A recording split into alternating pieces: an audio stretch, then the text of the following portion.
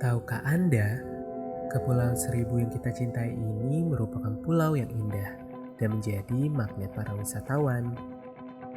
Tetapi keindahannya berkurang karena adanya tumpukan sampah yang nyata berada di sekeliling kita. Padahal, sampah berdampak buruk bagi kita, seperti menimbulkan penyakit, penurunan wisatawan, dan sampah yang terbuang ke laut menyebabkan ikan mengandung mikroplastik yang berbahaya bagi tubuh manusia, serta menurunnya hasil tangkapan para nelayan. Selain itu, apakah Anda tahu sampah di pulau dibawa kemana? Kenyataannya, sampah yang Anda buang dibawa ke TPST Bantar Gebang yang jaraknya sangat jauh dari pulau dan membutuhkan waktu 3 minggu untuk sampai di sana.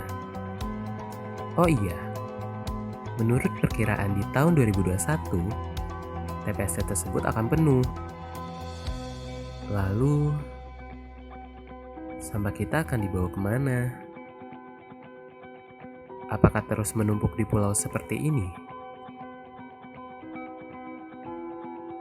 Lalu, apa yang bisa kita lakukan? Memilah sampah dari rumah. Sampah dipilah menjadi 3 jenis. Sampah organik, sampah daur ulang, dan sampah residu.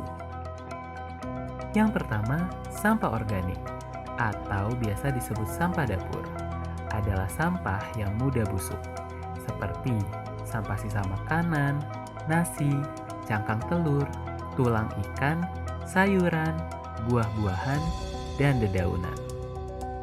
Saat membuang sampah organik, pastikan sudah terpisah dari bungkus makanan atau plastiknya dan tempatkan di wadah yang tertutup.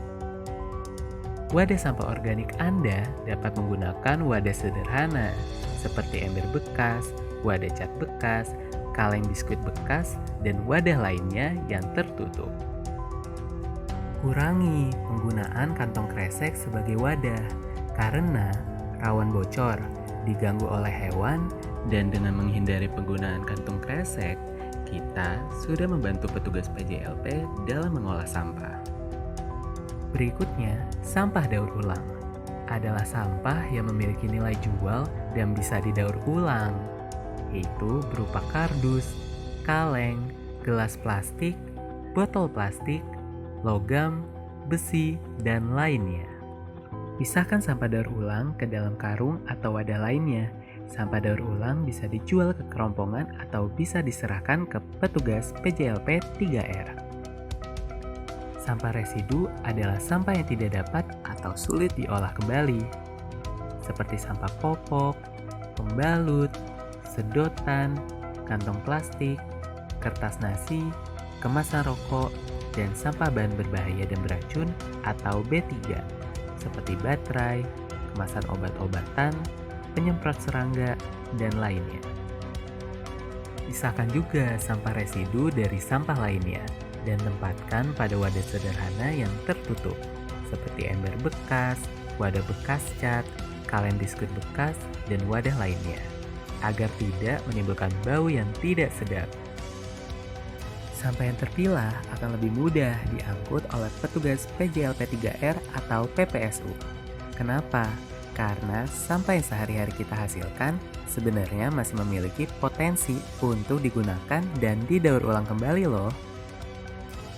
Anda dapat mengolah sampah organik menjadi pupuk kompos yang berguna bagi tanaman di pekarangan rumah, atau Anda memberikannya kepada petugas PJLP 3R untuk diolah menjadi pupuk kompos. Anda akan mendapatkan tambahan pendapatan dengan menjual sampah daur ulang ke bank sampah atau kerompongan. Sampah residu yang Anda pisahkan akan diangkut ke TPS di wilayah Anda. Sampah yang tidak dapat terolah kemudian akan dibawa ke darat menggunakan kapal sampah dan akan berakhir di TPST Bantar Gebang. Jadi, dengan memilah sampah, Anda sudah berperan mengurangi sampah yang masuk ke TPS dan TPST, mencegah tumpukan sampah yang tidak tertangani dan tidak ada sampah yang terbuang ke laut. Dengan demikian, Anda telah membantu menjaga pulau dan laut kita agar tetap bersih dan dapat menjaga sumber kehidupan dan kesehatan anak cucu kita. Yuk, pilah sampah dari rumah untuk pulau kita yang lebih baik.